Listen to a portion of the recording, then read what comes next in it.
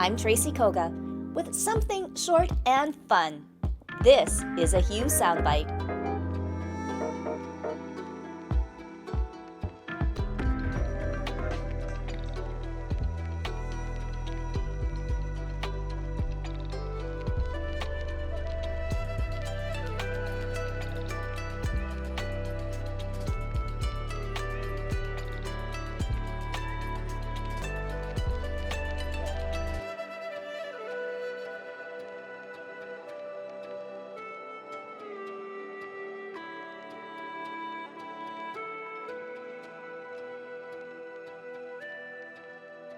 Thank you so much, Elsie, for coming here. And it's all about getting your story out, sharing some of those memories, sharing your thoughts and feelings throughout all of these years here. When you started growing up in Haney, BC, what was that like? Oh, it's, of course, I was very young at the time. Can I start from the beginning, from Yeah. my dad's side, like where they came from? Actually, my dad, my mother and father from Japan. My dad came first. He wanted to come to Canada to live after they got married. When they came to Canada, he came alone first, of course, and he worked at a sawmill in British Columbia. And after about a year, he called my mother over to join him. And after Mom arrived here in Canada, he decided he wanted to farm. So he bought a land in Haney, BC. There he had maybe 20 acres of land. And he grew like various vegetables and all kinds of berries. I think he probably was there for 10 years. And then when I'm the youngest of the family of 5. When I was 6 months old, he decided he wanted to move west, closer towards along the Coquitlam Way. And he bought 20 acres of land. And he also there grew vegetables and all kinds of berries. And he did very well there, you know. And after about 4 years there, 4 or 5 years there, he built a house, because they were just, when he bought the land, it was just a big one-room house and with shed or whatever. But he wanted to build a house, so he built a house with the help of course, of my brothers who were in their 18, 19, only around there, so they were able to help too. And also he had friends from around the area there helping him out. So he built himself a really lovely house, a 2-story. He even had like French doors, like dividing the dining room and the living room. He would have French doors, and it was a beautiful house. Anyways,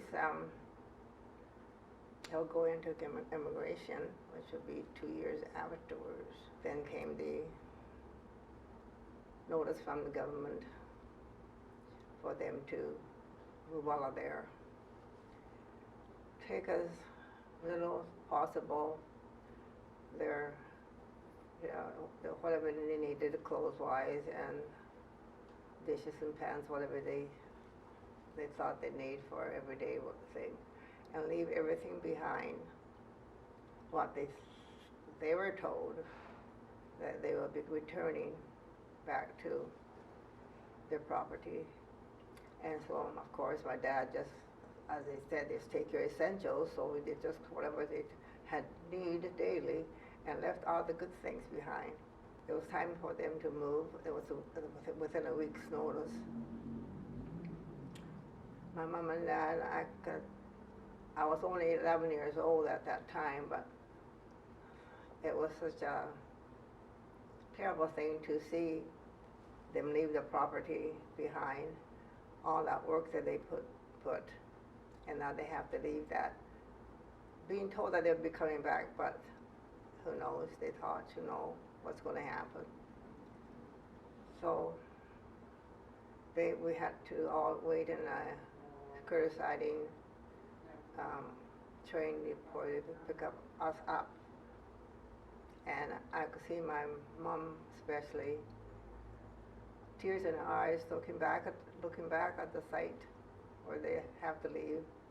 It was really sad. It was really sad. At my age, even I thought it was very sad. Mm-hmm. Anyways, we were put on a train to come to Winnipeg. We came to Winnipeg. We were put into a big hall, what they call the immigration hall, I guess it was called. Many, many families there all put together. We were fortunate enough, we only had to wait for maybe 2 days. And we were selected by a farmer who wanted us to come and work on their farm, which happened to be Mr. Lee Tully. And from there, of course, he took us to his farm and worked on the sugar beets and whatever things that he needed us to work on. My brother went, and we were all like more, and I was the youngest at 11, so he was everybody else able to work on the farm very well. So I guess he was pleased that he wanted somebody more adult people to help around the farm, which was of course sugar beets. In the sugar beets farm, we had to thin top and everything, but the row is like a mile long, you know. It was a big, long row at that time. To me, I thought, oh my goodness, you know, there's no end to this. But anyway, so I was the youngest, so I bought the waters or whatever they needed and left in one end, and then they'll come over there and have the drink or whatever, and then continue on and go back again and so forth. So that's the way it was there. But Tully's farm, the family were very nice. They were very nice people. We were very fortunate that we were able to be placed in a place where seemed to be a caring people, which we were very grateful, I think, compared to some other people's stories I hear. It must have been a bit of a culture shock for you to leave where you were in that beautiful home and then come to this farm, a foreign land. Or going back before evacuation, yes, I was there. As I said, Dad moved back into Pet Meadows when I was 6 months old. So I went to school there, and I even went to Japan with my mom. I was 9 years old at that time. Wow. We went to Japan, and I stayed there for, I think, 2.5 months or something like that, during the spring season where the farm wasn't able to work at that time. So Mom and I went to Japan, visited her, especially she wanted to go to her parents' graveside and all that. So we visited all the temples that we could there. Yeah. Did you ever want to just stay in Japan? No, because half of my family, like my father and my sisters and brothers were here in Canada. No, I didn't really. I was there because Mom wanted to go, and I wanted to go with her and be with her when she was in Japan, but I want to come back with her too. So Canada is your home. Of course, yeah. And then after the internment, what was life like then? When did you move to Winnipeg? And you married and had a family of your own.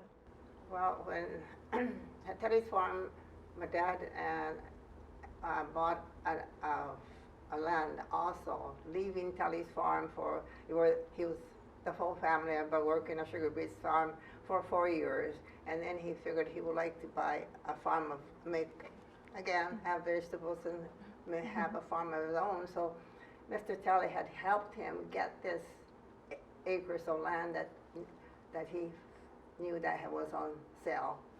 So he again purchased that land and made whatever he wanted to grow, and that way, my oldest brother was able to help in transferring things to Winnipeg and back and forth, so it was okay for him to farm there for a couple of years, and then they have to give it up because my brother, my oldest son, who was looking after all those things, had a little back problem, and so they sold the farm and they came into Winnipeg. And then how did you begin your family life and raising your family? I'll go back a little bit and say that I was at Tully's. When I was at Tully's farm, I went to, of course, I was only 11 years old, so I was in a one-room school room from grade 6 to 8. And then I went to Portage Prairie and went to high school there. And the Tullys are always so nice, and we used to get a ride from the home, Tullys, to Portage Prairie daily for school. He used to drop us off in the grocery store. We'd wait there for him, or he leaves us there, and that would be our place to wait, and we dropped off. And then I had wanted to work in more like an office, so I was able to go into a private home where she taught shorthand, typing, and bookkeeping, and that's what I took. And then so of course, I told my mom that I wanted to do that, and eventually I would leave the city, I would leave the farm, and go to the city in Winnipeg and try to find work in the office. Of course, when I came here, it was very hard finding a job right away, so whatever I needed could work to make some money for myself. I worked as I made housework for a well-known person, and then after I thought, well, no, this is not for me, I went to my brother's place where my other brother was living in Winnipeg at that time, and from there I had commuted back and forth to find a place where I could find a work, which I did. Several places I worked in the office, and that's the way I was after I left the farm, anyways. So in about 2 years after I come into Winnipeg, I met my husband, Ty, through the church, Manitoba's church business, and we got to know each other that way. What was it like, Elsie, for the Japanese community, especially for young women like yourselves leaving the farm and coming to the city? How did you create friends, and what was the social circle like? I've been telling my children too that I have had nobody coming, like no racial discrimination of any kind at all. I was like, I go into an office to work for this office, they would accept me as I am. I go to another, I went to 3 different offices before I worked for the city of Winnipeg. When the city of Winnipeg and people are so nice, they treated me just as there's coffee time, we just bingo together and talk of anything, talk whatever we wanted to talk about. And there was nothing in any way that I felt that I was different, in other words. I was really, really amazed that I was able to socialize with people without being hurt in that way. And then the redress comes, and more of these stories being told. And how did that change you at all, or did it?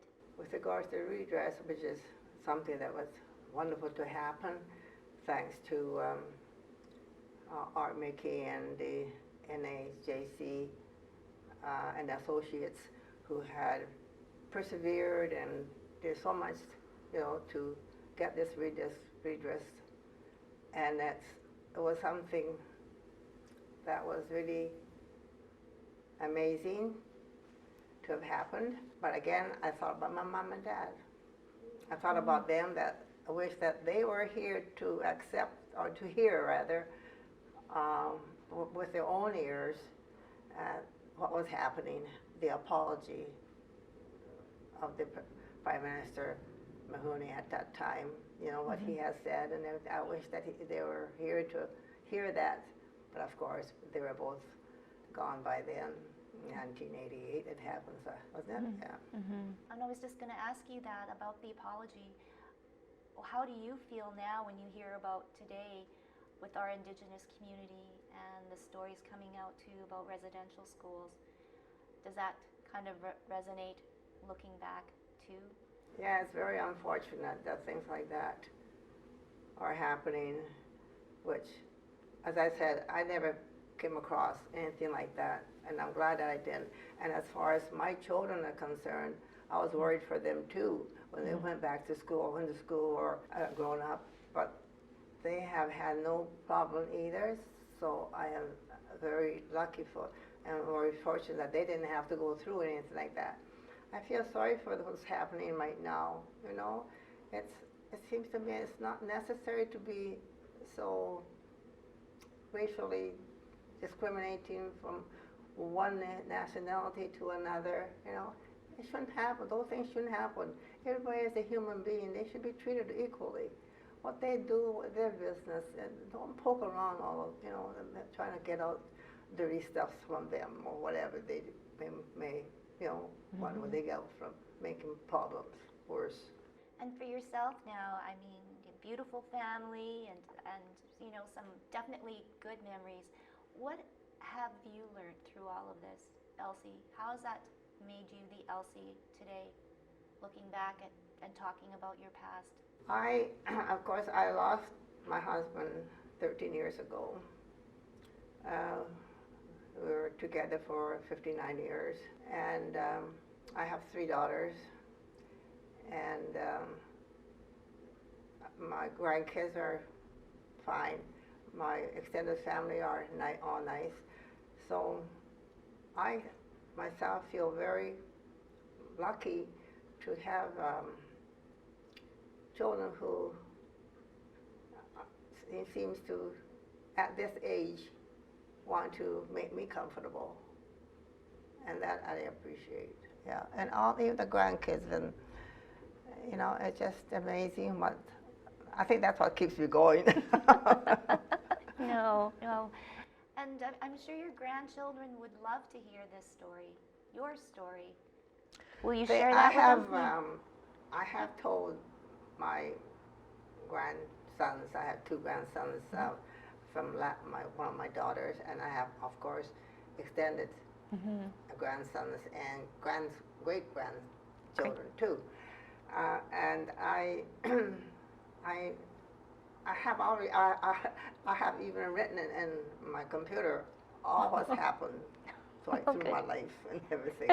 And so I give them copies. Well, thank you so much, Elsie, for sharing your story. Oh, no, I don't know if I put it properly and clearly that you can understand as I go along, but it's a long story. Nothing simple. Nothing Thank simple. You. No. I hope I made enough sense. You did.